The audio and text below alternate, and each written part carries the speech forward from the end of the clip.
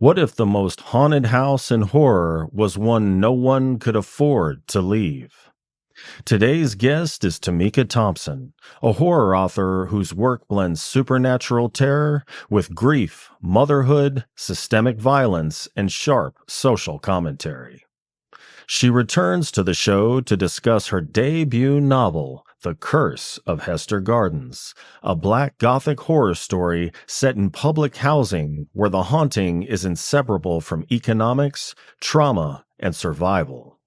In this conversation, we explore how her background, research, and perspective as a writer shape a story that's both emotionally devastating and deeply unsettling. This is the Dark Mind Podcast. If you enjoy the show, please support it by subscribing to my YouTube channel. Your support helps keep the dark conversation alive. So without further ado, I give you Tamika Thompson.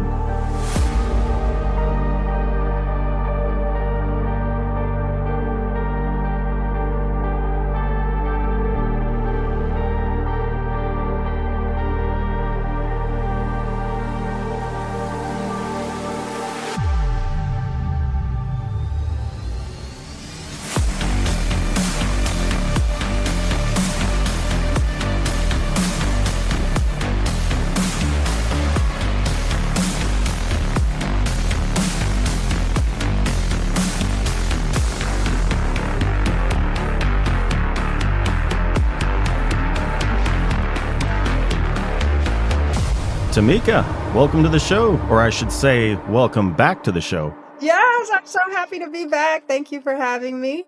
Absolutely. Thank you for joining me on this 9th day of March 2026. I came across the announcement for The Curse of Hester Gardens on Bookstagram, and having already read your short fiction, I was genuinely eager to take a longer walk down your narrative thread. What I found was a compelling blend of systemic dread and supernatural horror, both competing for the reader's fear and unease in equal measure. Layered beneath it all was timely subtext and bracingly relevant social commentary, all wrapped in a psychologically taxing bow. So thank you for joining me today to discuss this remarkable novel. I'm so excited. This is my debut novel. So this is a really exciting time for me. Absolutely.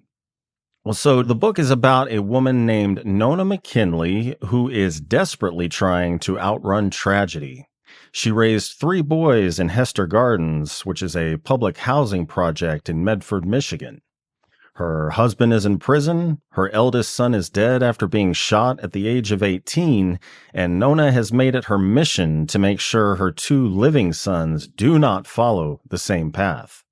But then the building starts whispering, with ghostly encounters bleeding into the ordinary lives of residents who already have enough to worry about. And that is where the story really takes off. So the haunted house is one of the oldest frameworks in horror. The Overlook Hotel traps you by a temporary state of inclement weather, but in Hester Gardens, the haunting is inseparable from economics. How did that distinction change what the supernatural had to do in the story? Well, when I was growing up, I used to watch horror movies, a lot of horror films. And in them, there would be this well-to-do family living in a home that was haunted, and they would stay. And I would sometimes, when I was younger, even yell at the screen because I didn't grow up well-to-do. I grew up very working class in Detroit. And I would just sometimes shout like, "Why don't you move? Why haven't you moved?" Because those characters had privilege, they had a choice. And when I would watch it, they didn't exercise that choice. And as the haunting sort of ratcheted up, I did start to become less invested in the characters. Not every time, but a lot of the time, because I was like, they could leave. But in The Curse of Hester Gardens, the characters are battle weary from living and surviving. And they have no options other than the housing that they live in. It's either Hester Gardens or they're going to be living on the street. And a lot of them don't have cars, they don't have health insurance, they don't have unions, they don't have job security. So the haunting would have to do a lot to frighten them. But also, in the case of this story, the haunting uses the space to go after them. It uses the actual place that they're living in, the units that they live in, the alley that they have to go in to dump their trash, the courtyard that they walk across, the bus stop at the very end of it. All of these are haunted spaces, and all of these spaces within Hester Gardens holds a threat for the characters. Yeah, that you have these particular pockets within the project, like that specific alley, which I don't know if it's a spoiler, but I won't say what happens, but kind of sets the tone for the rest of the story. And I've had this conversation with people multiple times about horror isn't good unless it's inescapable. You know, like The Exorcist, your daughter's possessed by the devil, you can't leave her there, and the worst thing is watching a movie where you're just like, dude, leave. What are you Right, doing? right, right. Or, I would see those films where they're going to bed every night, night after night after night, and they know that there's a haunting there already. And it's like they just kind of like, lie down and go to bed as if they're expecting a full night's sleep and that the terror isn't going to pop out of the closet. Yeah, insanity doing the same thing over and over again, expecting different results. Right, right. Well, the traditional haunted house relies on isolation, but Hester Gardens is dense with neighbors, community friction, and social surveillance. How does that kind of density change the mechanics of a haunting when there's not much silence for a ghost to fill? Yeah, they live with a lot of noise pollution. In these certain urban spaces, that's just part of the environment. My husband has an aunt who would refer to this as the soundtrack of the ghetto. Um, and Hester Gardens is right near a freeway. And so, there's a lot of noise pollution just from the cars on the freeway.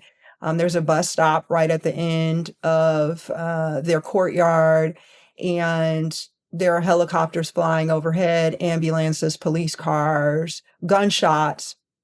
And so this environment is very noisy. And how do you even have a haunting in a space like that, right? To your question, but there are quiet moments within this, particularly in the evenings when the sun has gone down. It's very hot this summer, that the story takes place, and they don't have central air or air conditioning, and so they have to have their windows open because it's so hot. And Nona, who is at the beginning of the book very strong in her faith, she brings tranquility within the home in the evening by saying her prayers. She gets down on her knees every night to say her prayers before bed. And it's in those moments where there are frightening sounds that sort of rupture that tranquility. She's unsure, and I think that that's very specific to this space. She's unsure whether the sounds that she's hearing are real or supernatural, whether they are in her home or whether they're outside the window, because so much of the space is pressed in to the outdoor space is pressed in to where she lives. And the other units are so close and they share walls. And it's the same for the other characters. They're wondering, are they hearing a ghost? Are they hearing the neighbor's television? Is someone hanging out in the courtyard, or is someone trying to break into their unit? That's a very real threat.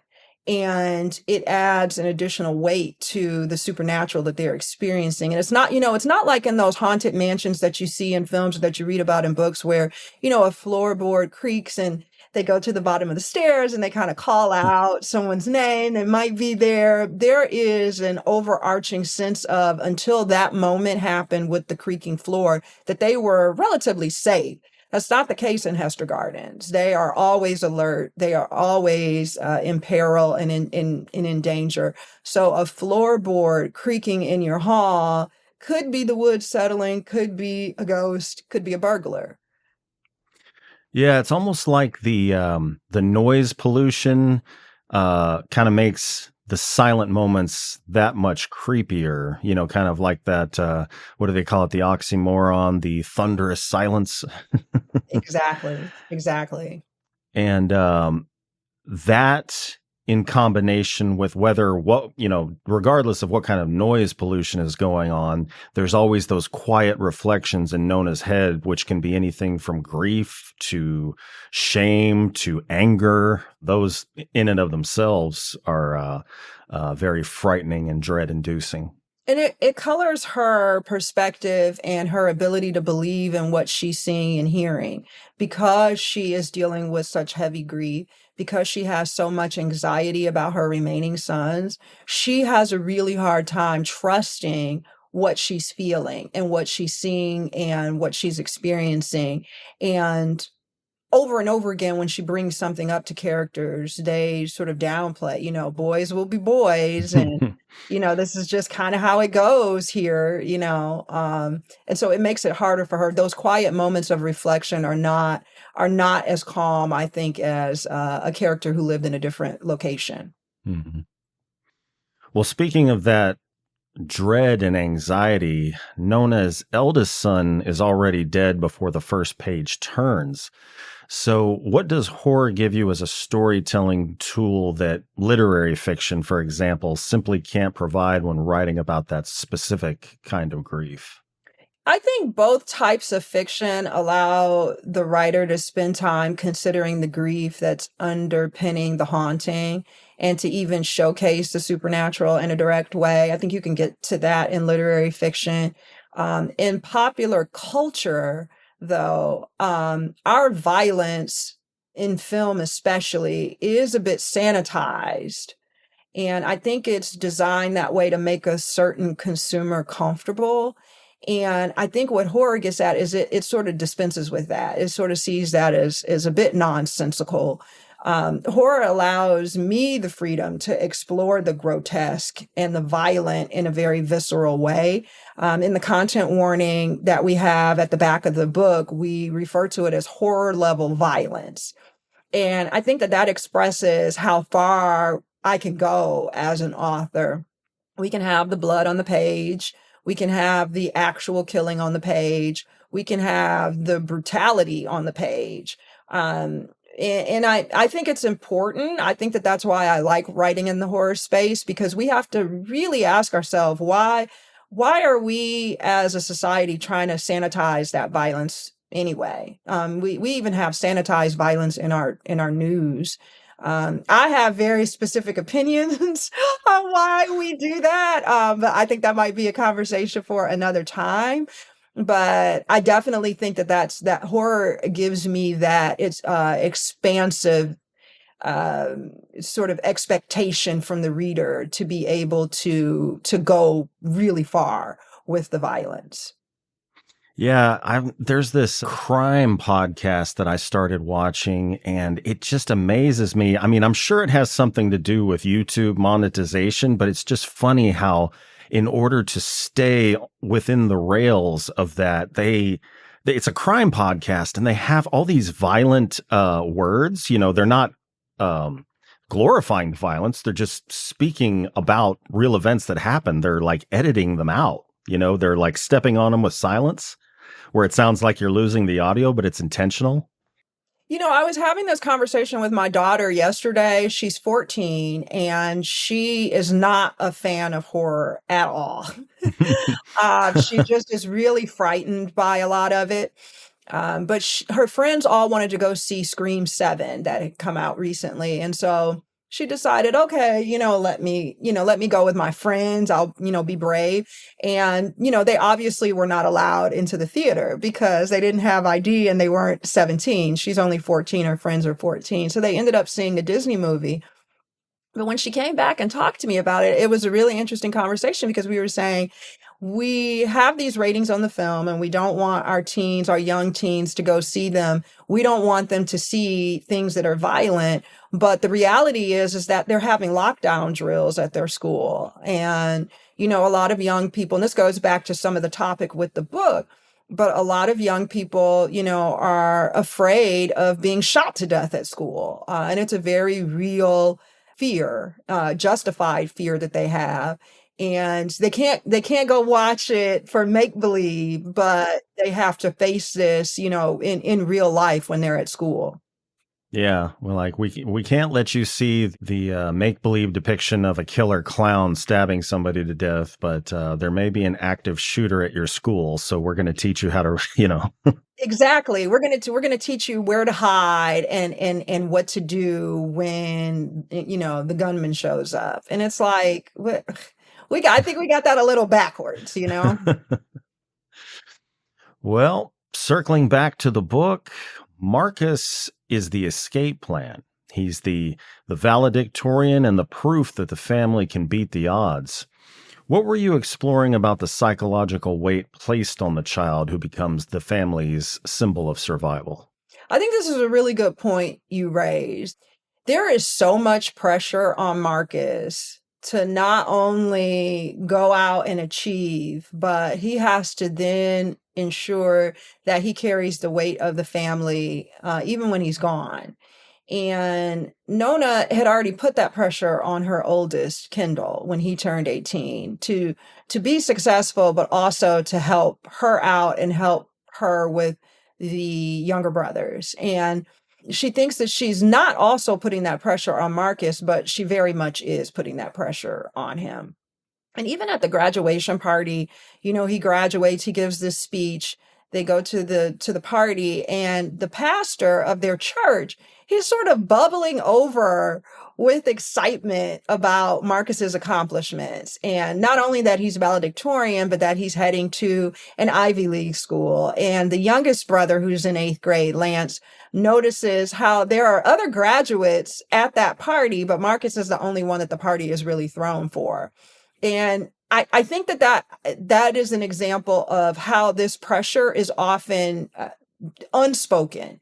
It's not really, no one really says to that young person, this is what we expect of you.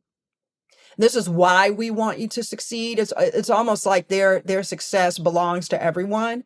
And again, Nona doesn't even fully realize that she's doing it and that she's allowing Pastor to do it, but it puts so much pressure on Marcus and the reader. As you go through and you see some of the changes in his behavior, you do wonder, whether it's, a supernatural change or if this change is related to this pressure in his preparation to make it, to get out, to be the one who makes it out of the housing project.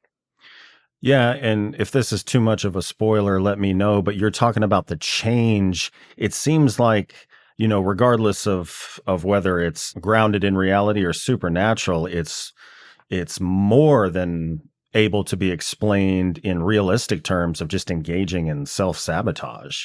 And that's the part of this that Nona struggles with, is because he's also a teen, and so a lot, and even with Lance, her younger one, he's starting to hang out with the gang, the Hester boys. And you could just say, oh, this is just what it's like being, 14 and being, in this neighborhood.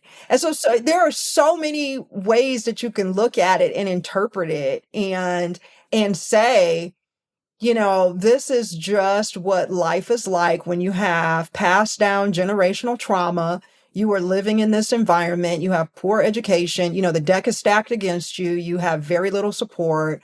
And oh, by the way, you're African American in a country that, criminalizes, being Black. And, this is just what an 18-year-old young man in that predicament would be like. And so it makes it harder for her to really know what is going on. I think when people read this, the character who has the clearest picture of Marcus is his younger brother, Lance. Yeah.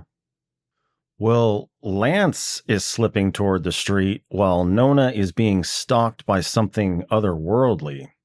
Which horror did you find more exhausting to write? The supernatural threat or the mundane danger that already feels inevitable? Yeah, I don't think I found either one of those to be too exhausting, because I had been I spent years researching it, and I have been kind of, studying them for so long and writing about them in some of my shorter work. I think what I found exhausting in this writing were the scenes around motherhood, just the anxiety, and it goes beyond anxiety for her because it's really desperation. She feels desperate, and the fact that no one really listens to her, that was very emotional and exhausting for me because I related to a lot of it, not in the sense that I had children who were in peril, but just parenthood in general is a really frightening endeavor from the moment that a child comes into the world. You watch your baby sleeping when they're first born. You want to make sure that they're still breathing. You cut up their food so they don't choke. You place them in the car seat so that, if you get into an accident, they don't die. You leave them with the babysitter for the first time and you're nervous about it. And so these daily acts, I think, have the ability to become like mini horror stories in and of themselves, if we're really being honest about it. And that was emotional for me to write because she had that experience with all of her sons, but in this really dangerous environment. It's like, a horror movie that you might watch where a character is surrounded by, zombies, but then they're pregnant and they need to give birth. That's what it was like writing these scenes where she's having this, very basic motherhood sort of anxiety or desperation, but it's placed within this context. And that was hard. Yeah, when you were talking about motherhood, you made me think of a comedian I was listening to talking about his wife after she had had their child. He's like, she can sleep through a nuclear bomb, but if that baby misses a breath, she sits right up in bed. It's like, what was that? Yes, and they're so noisy in the beginning. So it's like you even if the baby is sleeping, the baby is a noisy sleeper. And so if you don't know, you're just up the whole night just watching them. Mhm. Well, Nona is sleeping with a married pastor, and the novel neither excuses her nor reduces her to that choice, as well as it shouldn't, because I really feel sorry for Nona. She just seems to be in this continuous burn of stress and anxiety, and her husband's locked up. I don't think she's been held in 2 years, so. Uh, my question is, how do you hold moral complexity in a character without tipping into either sanctifying her or condemning her outright? Yeah, no, this is a really important question. I think the complexity that you see in Nona shows up in all the characters, namely in Peter, who is the leader of the local gang, the Hester Boys. Someone could read Peter, I think, as a villain, and someone could read Nona as deeply problematic for her behavior with the pastor, but just in her interactions with Peter too. But they both are also capable of tremendous love and tenderness. And I think everybody in this book has the potential at any moment to be their best self or to be their worst self. And those versions of them show up off and on at various times in the text. Tupac has a song, Hail Mary, and in it he says, I ain't a killer, but don't push me. And I carry that idea into every character that I write. I rarely write human villains. And I've said again and again about this book that there are no villains in this text, no human villains in this text. And that is the reason, because we don't know what choices we will make until we're put under that level of pressure. And we don't know what choices we'll make when the options available to us are really ridiculous. And that that is the reality of their situation. Like, the fact that they live in this unsafe neighborhood really makes no sense. And we've kind of accepted that across the country, that some neighborhoods are just going to be unsafe and some housing is just going to be unsafe. And so to cast aspersions on her to any other characters about the choices that they make, I think is not okay. And so I love all of my characters. I really Uh, do. Maybe even especially the ones that have these flaws and they're making choices and you're just like, why are you doing that? I think I probably love them the most.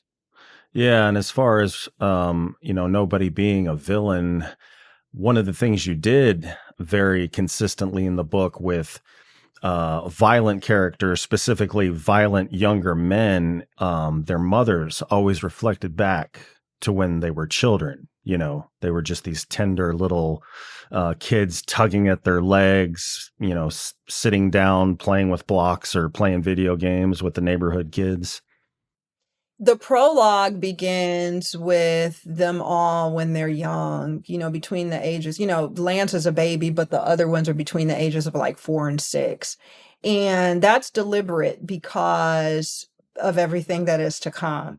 And I really, in my research on youth violence, I was looking at young people, but especially young men between the ages, this very young age, all the way up to 24. And what I would see is that at some point there would be this shift in them. They start out very much like all of these young boys do, where they want to become a doctor or a lawyer, or they want to be a veterinarian, or, they have some aspiration in life and they're very tender and very sweet. But something changes them and hardens them and turns them into the young men that we see later. And it doesn't do it to all of them. Some of them remain very much that, where they're driven and they have purpose and they're tender and they're sweet, but others not so. And I was very interested in this because what I was seeing across the board when I did research on gang members, when I did research on mass shooters, school shooters, is that they all very much had this. There was some sort of trauma that had occurred in their life that changed them from these sweet little boys and made them into someone who would pick up a gun.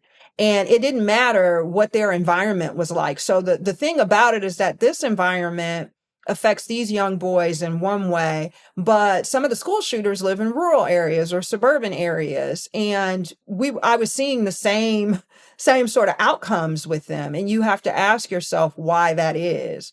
And so something happens between that sweet young boy and the one that later is very violent. And, there's a host of answers to the question of what that is. But I think to simplify it, it really is that America has happened to them.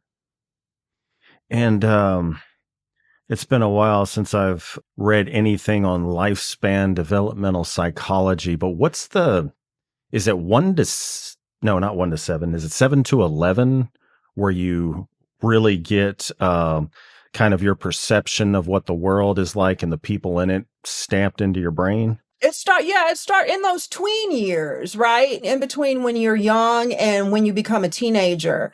There is a shift around that time. And, I'm not an expert on it. But I can say that in the research, you do start to see when they first pick up guns, they are younger and younger. In some of the cases that I was seeing, young people were picking up guns at 10. And so that has been a change over time, but the circumstances that set that up have, I think, been present all along. Yeah. Yeah. I remember when I was younger, there was a guy that he was apparently 14 years old and murdered somebody. Yeah, and you wonder how does that happen, right? But Harlan, who is the journalist character in this book, begins to make that connection. Begins to make the connection that there was some sort of trauma that happened in their life. It could be that they were victimized or that someone close to them was victimized. They witnessed something. And sometimes it was at the hand of an abuser, someone that they knew. Sometimes it was the police.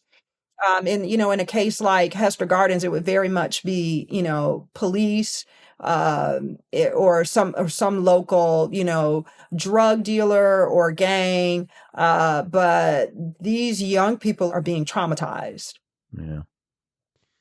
Well, public housing as a Gothic space is still relatively rare in horror fiction. What did the architecture of Hester Gardens, like the physical building itself, allow you to do that a crumbling ancestral mansion never could? I'm so glad you asked that. When my mother was young, she lived in a public housing project in Detroit. It was called the Jeffries Project. And one of the inspirations for Hester Gardens is the Jeffries projects, but also Herman Gardens, which was a public housing project about a mile from my childhood home in Detroit. Another inspiration was Chicago's Cabrini Green, which was featured in Candyman. I drew on research from several really notorious projects like the Holmes Towers in New York. Their residents had been complaining about the housing, so similar to how Nona and the other people in Hester Gardens are complaining to the housing authority, but it fell on deaf ears. The Queensbridge houses in Queens, residents there didn't have equal access to daylight. And that is definitely the case in Hester Gardens, where some of the houses that don't face in the correct direction to get the sun, they just don't have their home is just always very gray. Jay-Z, the rap artist, his childhood home, the Marcy Projects in Brooklyn, there's like gun violence, drug sales, and just high crime. So much so that the Marcy Projects itself became notorious, and the name was sort of, part of the local lore of creating this almost like a legend itself, that the community name becomes synonymous with death. In the Curse of Hester Gardens, if you take out the ghost, the building itself is slowly killing the residents. The air is terrible. There's mold, there's roaches, rats. That's one of the things that Keandra Kiki, when she goes into the alley, she's afraid that she's going to see. She doesn't even want to take the trash out. It's really her brother's.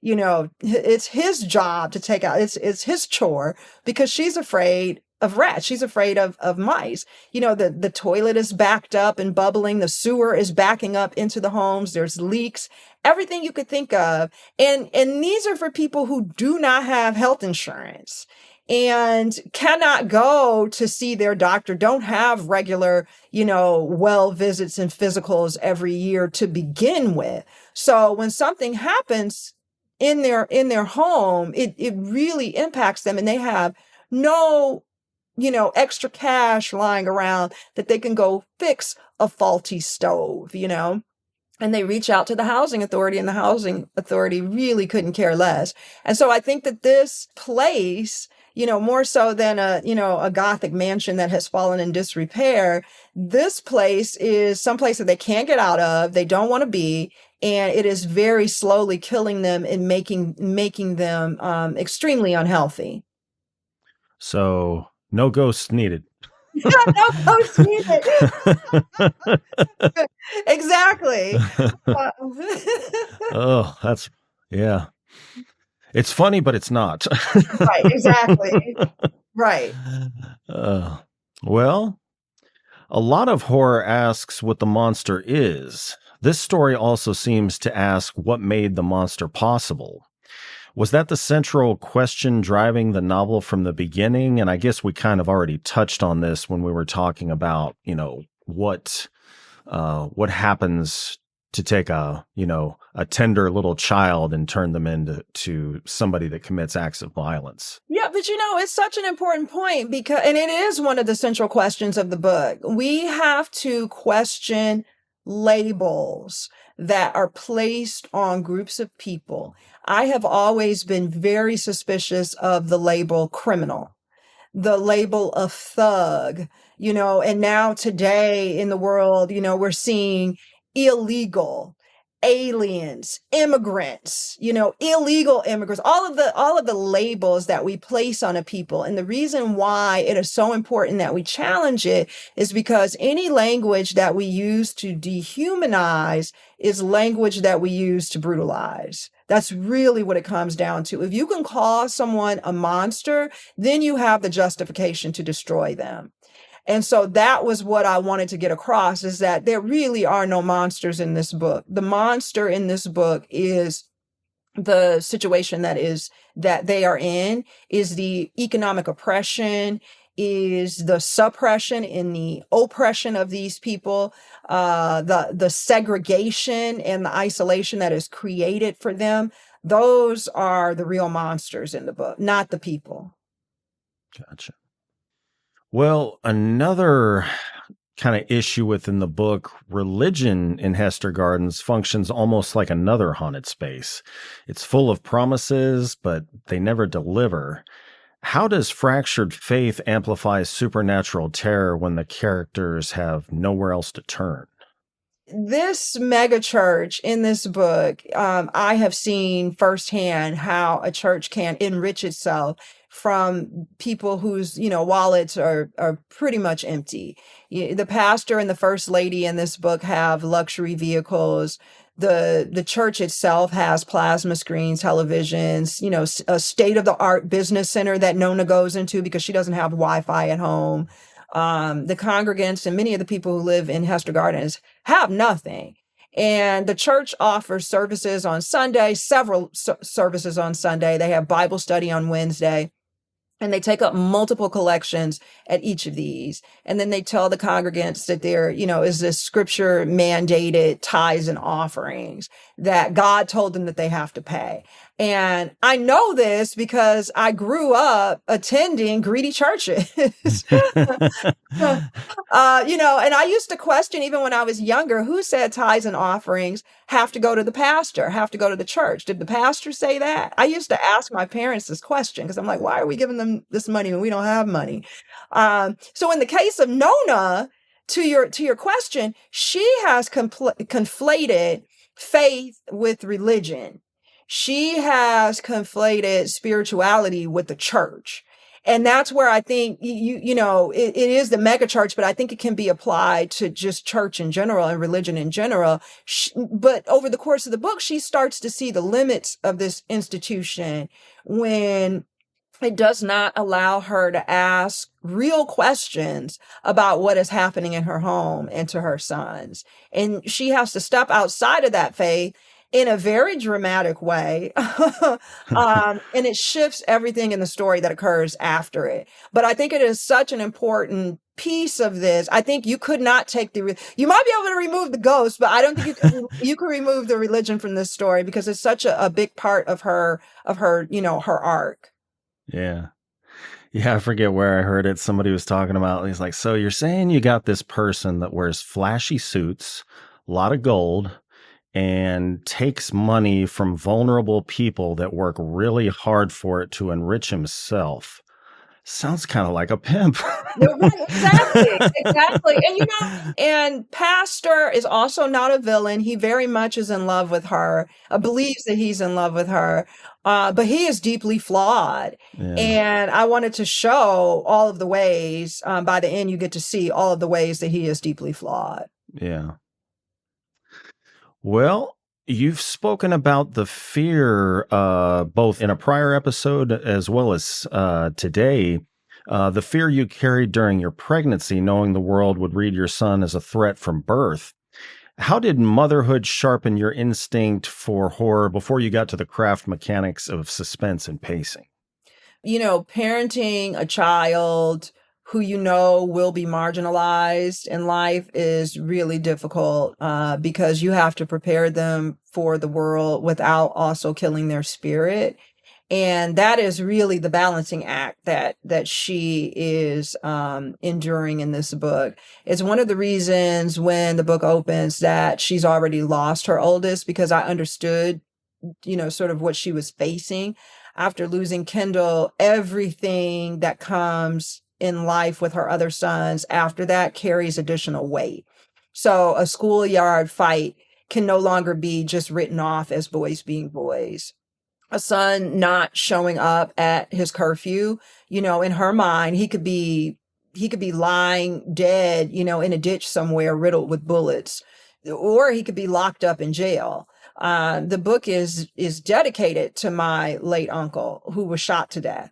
And I often think about how my grandmother was able to absorb that loss. I don't know how she did it, but all of that went into the creation of this character. Knowing my family history with gun violence, raising children who are being marginalized by our society, all of that goes into Nona. There's a bit of Nona, I think, in me, and I think there's a bit of Nona in the women who are in my family. And so before I even think about, the craft and think about, I know all of these examples and details, the plate that's sitting on the table, that the place setting that should have been for that son that she still sets out for him. I've seen that firsthand. Well, kind of, I guess, transitioning to a little bit lighter subject matter related to the book. The cover reveal for this book ran in People magazine, which is not exactly where horror novels usually land. So, what did it mean to see a Black Gothic haunted house story get that kind of mainstream visibility? And do you think the genre is genuinely shifting, or is this still just kind of like a moment? Um, it was a lot of fun, of course. Anything in People magazine is going to be tons of fun. So I was glad that it did get that recognition. Um, I think people are starting to better understand what horror is. I think, they're understanding that horror is multifaceted and that it has been present in mainstream literature all along. My previous novella anthology story collection were published through small and indie presses. And I think I have the spirit of like a scrappy indie author. So any recognition in People magazine or not is going to hold great meaning for me. I consider myself blessed to be able to publish work and have conversations like this about it and have people know about it and read it. So whether it were in People or some other place, I think I just would have been ecstatic that, that I had a cover reveal. uh, Um, but do I think it's a moment? It could be, but I also think that people are just starting to better understand it. That things that we have been calling something else, literary, Gothic literary or thriller, or all of those other like genre names that we have out there because we don't really want to call it horror. I think we're kind of dispensing with that now. We're just like, oh no, this is horror, and we love it. yeah. You know, it's funny as I brought this up and was looking, I've looked at this 100 times. I just now noticed this is the burner. Oh yeah, don't say it. Don't say it. Oh, Yeah, no, oh, it is. It's the burner on the okay. stove. And we're That, just gonna leave it at that. okay, so that's not a spoiler. No, that's not a spoiler. Okay, because I can back up. No, no, no, that's Okay, not a spoiler at all. That okay, is the burner. That is the burner on the stove. okay. And that is such an important piece of it. And that's my favorite part when I read with my kids where they're reading, they've seen the cover and they're reading and they get to the moment where the cover makes sense. Uh, And everyone who reads this book is going to have to go all the way to the end. But I'm excited for when people realize why that's the cover. okay, cool. Well, when a reader closes the final page of The Curse of Hester Gardens and turns out the light, lays down, what specific question do you want still alive in their mind? I would like for them to be wondering how we can make all communities safe. Uh, you know, I think one thing that so many people when they have read this have said is that the book is really devastating. I think that that is a good word to describe how you feel emotionally after reading it. You feel very devastated. And the reason is because the characters were just living in such an unsafe environment. And I think it'd be great if we can get away from allowing certain areas to be so-called high crime areas, or we have another term like up and coming areas. In other areas are the desirable areas where people want to live, but these are not. And I think every child in this country should grow up in a safe neighborhood and with a solid home, food security, quality education, proper health care, low crime and violence. And I don't think that's asking too much. I think, that's just what we should have. And there's a 911 operator in this book who grew up in Hester Gardens, Bernadette, and she now lives in the suburbs with her husband and her son. And I think about her often. She's not one of the main characters in the book, but I think about her because she went from living in an unsafe neighborhood to a safe neighborhood, and she has to answer calls that quite often originate from that unsafe neighborhood that she grew up in. And she's like a bridge between these two worlds. Same for Harlan, who, known as Nephew, who's a journalist. He grew up in Hester Gardens and he now lives in Sebastian Hills. But it's interesting because he doesn't feel safe. He's shifted to a safe neighborhood, but he's facing a different kind of danger now, being the only Black person in that neighborhood. And both of these environments, the so-called high crime neighborhood, and then the so-called safer neighborhood where only certain people are safe in it, are a direct product of segregation.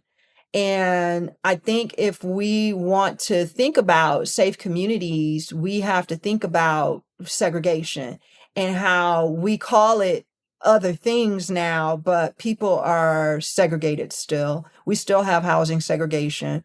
And I would like for people to really question that after reading this book. Gotcha. Well, there are two books that actually appear as physical objects passed between characters in the novel. I hope I'm not butchering this. Is it Soledad Brother? Soledad Brother, yeah. Soledad Brother, The Prison Letters of George Jackson, and Monster by Walton Dean Myers. Both deal with Black men and boys being swallowed up by systems designed to consume them. Soledad Brother was written by George Jackson, who was a young Black man who was sentenced to, I don't know if this is right, is it 1 year to life? Seems like a bit of a broad range. Up to life, anyway. At 18 for a petty theft, and spent most of it in solitary confinement, and transformed himself into one of the most important revolutionary writers of the 20th century before being killed in prison in 1971. And in the story, Vance gives it to Harlan, who passes it to Marcus at his graduation. So what drew you to that particular book as the object those men would put in Marcus's hands at that moment? I think the book gets passed on because Jackson is a prime example of how this country can destroy a person just for existing. The Hester boys, they have a rival gang, and the rival gang is the Dempsey boys over in the Dempsey Woods projects on the other side of Medford. And the reason that, I have that in there is because the Dempsey boys operate more like an early Black Panther Party. They care about community. They care about self-sufficiency. They care about protecting the people in their community, and they provide for them. Gangs don't just function in the way that they do in popular culture, because I've studied gangs, and a lot of them provide other things, loans and grants to people who have no resources or any other way to get them, job leads, intelligence on what's going on with cops who are there to prey on them. A lot of positives within the community, and the Dempsey boys represent that in this book. And it comes back again and again where people want to blame them for things that are happening in Hester Gardens. And even Nona, who grew up in Dempsey Woods, says, no, they're not that kind of gang, is how she puts it. Uh-huh. And so I think the Dempsey boys, the Black Panther Party, George Jackson's writing represent the revolutionary spirit that it takes for Black people to have progress in this country. If we want to have progress, we have to fight for it, and we have to be active about seeing that progress occur. Yeah, I mean, I'm not the greatest historian in the world, but I remember, even the FBI, they admitted to it and apologized for it, whatever that means, for back in the civil rights era, for having agent provocateurs infiltrate the Black Panther Party and start illegal activity that they had trapped people and framed people for doing within the party. Yeah, and even in the book, the Dempsey Woods project, it doesn't get talked about so much, but that thread is there because that that so-called gang is changing and is becoming more political. And of course, now that Dempsey Woods project is being shuttered. For some reason, all of a sudden that project on the other side of Medford is being shut down. And the sort of unspoken reason for that is that they have become too political. Well, the other book that I was speaking about, Monster by Walter Dean Myers, follows a 16-year-old black boy in Harlem named Steve Harmon who's on trial for felony murder. The prosecutor calls him a monster in her opening statement, and the entire novel lives inside Steve's struggle to decide whether or not she's right. Marcus gives it to Lance. So, kind of the same question, I suppose. What did Marcus want Lance to carry away from that book? Marcus, the hint to that is in Marcus's graduation speech, where he talks about how Kendall, who, is dead at that time, but when Kendall was alive, had said that he wanted Marcus to do better in life than what he had done. And Kendall had already been fantastic. He'd been great. But then that Lance was supposed to go on and achieve more than Marcus. And the sort of underlying thread in that is that they each had a duty to see to it that the other person has the support that they need and they sort of pay it forward. The same way that Harlan steps in and does that for Marcus because Kendall is not there. And Harlan certainly did that for Kendall when Kendall was still alive. And so the message is that Lance is supposed to make sure that he stays on the straight and narrow path. That's what they want for him. That's what the community wants for him. But also, Lance and Cedric, who is another character who is caught up in the gang, but they are the same age, that they don't become, someone that a prosecutor could call a monster, to make sure that they remain apart from characters like Peter and Donnell who are in the gang. And so, the question is Lance going to fully get that message by the end?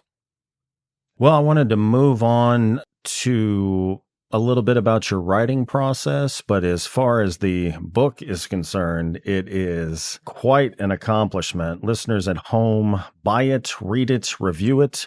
Don't spoil it. Don't explain the cover when it hits you. I can just see people like, okay, I won't spoil it, but I'm going to say something about the cover. Right. Thank you for that. It was a labor of love and it's a deeply personal book. Well, you come out of journalism and broadcast production, which are environments built on clarity, compression, and getting out of the way of the story. How has that background served your fiction, and where has it created habits you've had to fight against? I think the way that it's helped me the most is that I work really well with deadlines and I know how to press through on things.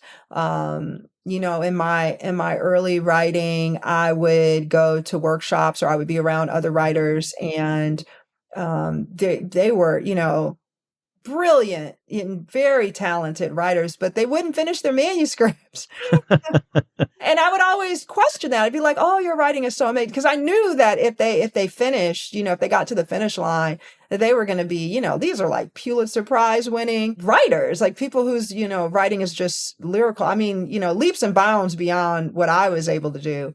But I finished my work. I set up a writing practice for myself and I make sure that I meet my targets and that I complete things. I work well with facts and data and research, which I think anyone looking at this book will see that there was a lot that went into it. It was 2 years worth of research that went into this just on youth violence and gun violence. And I think from a craft standpoint, I mean, I'm trying to think of habits. I think it's only helped. I think the journalism background has only really helped me in developing novels and short stories. I think setting up the practice is the thing that has helped me the most, is having dedicated time and space to actually work on not just the business side of it and all of the other things that go into it, the interviews, but to actually sit down and work with my manuscripts, dedicated time every day, I think has been the biggest help. So the dedicated time every day is the difference between the deadline helping, in a manner of speaking, by giving you something to work towards as opposed to something stress inducing that causes writer's block. Exactly. And I don't have writer's block for that reason because I know what I'm working on every day. I have a system in place and I know what I'm working on. So I have a second novel, for instance, and if I have revisions for it, I know which part before I sit down I'm going to be revising. And I'll have notes on, you're working on, part 3 of this book today. And these are the things that you are addressing. These are the issues in the manuscript that you're addressing today. And so the idea that there would be writer's block for me has never been, because it's just like sitting down for journalism work. You show up and, when I used to work on the network news desk, I would show up at a certain time and I had to, work with the other people to make sure that we got a story on the air by 3 p.m. Pacific because it was for the evening news. And so you just sit down and do the work. Yeah. Boy, they just everything involving the news, whether it's writing, video production, just the whole thing seems so fast paced to the point of being like, I don't know if I can handle it. It was called, yeah, no, it was very stressful. And it was one of the reasons that I ended up leaving, but they would call it a crash. I would come in and they would say, we're crashing this story today. And it really was like that. It was like you were, an airplane suspended in the sky. And by 3 p.m., it crashed down. You were either going to glide for it or it was going to all break apart, but you had to make air. And so I think that definitely prepared me for, meeting deadlines, either personal deadlines that I've set for myself or deadlines with an editor or an agent is really helped. Well, your mother and grandmother used horror as a form of preparation, not just entertainment. They would stress the underlying current of, quote, remain vigilant because danger is real. So when you sit down to draft, are you consciously writing toward that oral warning tradition, or does it find its way into the prose more indirectly? I'd say indirectly. I don't really attempt that on purpose. I mean, I'm happy when it shows up. But I think the terrain that I was navigating in this book sort of lended itself to that. Some of my short stories from my collection for sure. But I think about my second novel that I'm working on now. I'm in revisions on, and that it definitely is not there. It's a completely different landscape, a completely different world. And the characters are very different from the ones in Hester Gardens. And so if it shows up there, I'd be happy if it does, but it definitely is more indirect. Gotcha. Well, you've worked through the community of writers and the UCLA Extension program. So, for listeners who are still trying to find the right workshop environment, what do those spaces give you that solitary writing can't replicate? When I was early in my career, it was really important, and it remains important, but back then it was really important to have other people read the work and to have those voices tell me what they felt was working and what wasn't working in it. I think we all need that in our writing practice, be it a writing group or just a few writers or editors that who are willing to read those early drafts. It's really important to get other eyes on it and in a lot of them, in order for you to know what resonates with people, what opportunities you have, because sometimes, especially in those early drafts, you have a little nugget of something in there, but it needs to be a little bit louder, or you need to draw it out or expand upon it. And sometimes having someone mention it, or bring it up or say, oh, this really resonated with me, or I had a question about this. Sometimes having that helps you get to it faster. Is the feedback you get in workshops sometimes wildly contradictory? And if so, how do you sift through the noise to find what actually serves the emotional truth you're looking Yeah, for? yes. Answer your question, yes. All right. That's why I think you have to have a number of people looking at it. If you are in a workshop and you're hearing the same thing, from a bunch of people, on just like a few points, I think you need to listen to that, right? I remember being in a workshop one time and several of us were making the same point to one of the writers, and she didn't want to hear what we were saying. I think if there were one or two people, or one person said one thing and another person said, but if you get enough people in there, those contradictions kind of go away because people are going to all start, leaning in one direction on something. And I find it mind boggling when people show up to these and then they don't take the feedback or they don't listen. So I think if one or two people say something and they're contradictory, I think you need to get more feedback from you just haven't had enough on that point. Or you may give it to a bunch of other people and they're like, this isn't really, I don't, this isn't an issue at all. But I think the thing overall is just to make a note of everything you hear and take that and sit with it. I wouldn't make changes on things that didn't resonate with me. It would have to be a lot of people say something. And if that's the case, then you have to kind of sit with it because sometimes you have to give yourself time, right? You have to give yourself a little bit of time and space to sit with the note because you may need to change something. Or it may be, like I said, an opportunity for you to expand on something. But if you have multiple people saying the same thing, I think you really need to take heed of it. And be open about the critique. I think that's another thing that stands in the way of writers. It's really two things. One, people don't finish their work. The second one is not being able to take feedback. You have to be able to take feedback. You have to be able to make changes. You have to be willing to not just murder your darlings, but you have to be willing to dig deeper on a manuscript, especially if you want to get published, because your agent is going to ask you for that, and your editor is definitely going to ask you for that. And you don't want to be pushing back, throughout those processes. It's just going to slow everything down.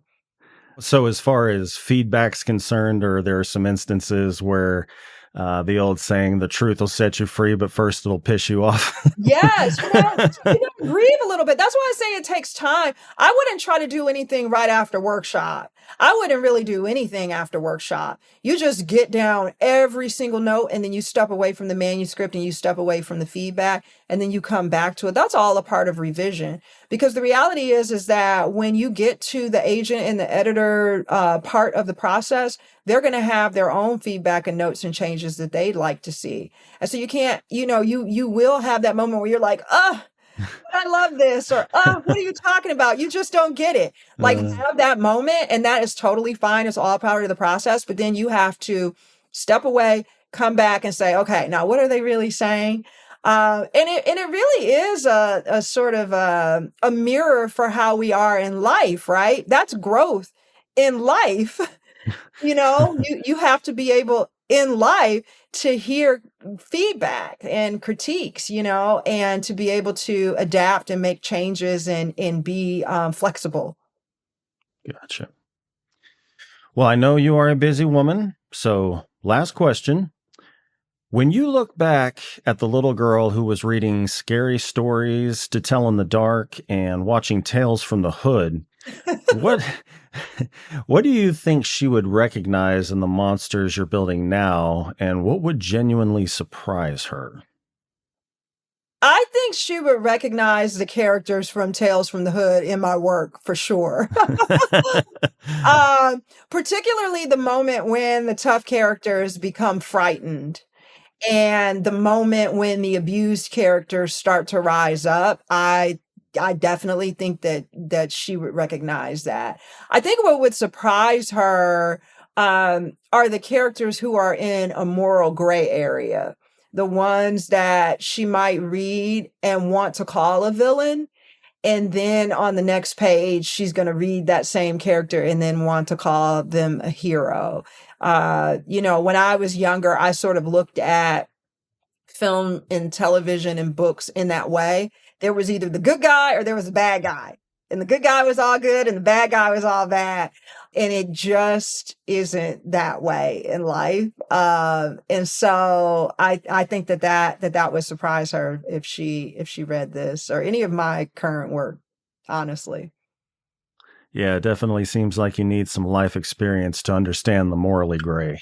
Exactly. All right. Well, Tamika, as always, it has been a pleasure talking with you. Thank you so much. I've really enjoyed this. I'm so glad you had me back. Absolutely. Well, as we bring the show to a close, is there anything you'd like to plug, reiterate, or let your readers know about? Yes. Everything is on TamikaThompson.com. You can pre-order the book now until the release date on March 31st. I am going to be going on a book tour soon, and I'm going to have that up on my website. I'm going to some fun places. I'm going to do a lot of stuff here in the San Francisco Bay Area, Chicago, Detroit, Ann Arbor. I'll be doing some conventions in New York, LA, Bay Area Book Festival here in the Bay, Locust Awards, Nebula, StokerCon, BayCon. Come out and see me at all the cons. And go to TamikaThompson.com to find all of the stops and get all the details. Mic drop. Thank you. All right. Well, listeners at home, all links are in the description. And Tamika, thank you again for joining me. Thank you so much for having me. And thank you to everyone who tuned in. If you enjoyed today's episode, please be sure to like, share, and subscribe to my YouTube channel. Be sure to tune in next Tuesday for a new episode featuring the best and brightest authors and filmmakers of dark literature and film. So until then, stay healthy, stay sane, and as always, thank you for listening. See you next time.